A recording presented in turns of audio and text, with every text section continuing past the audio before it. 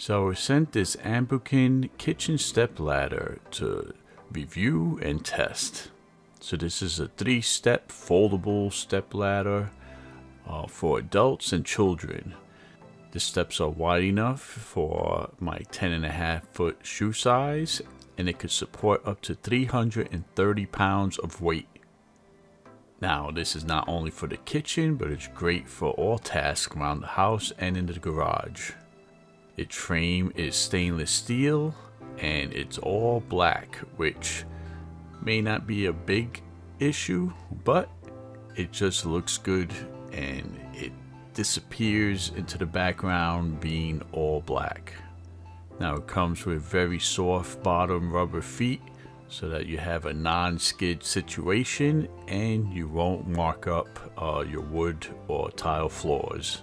So this ensures safety while in use. So the wide steps gives it stability and balance when climbing, making it perfect for all sorts of tasks around the house and garage. And its construction makes it ultra light. It easily folds and unfolds, and it has a super thin profile. This way you could hide it away in a closet or in between things behind the bed.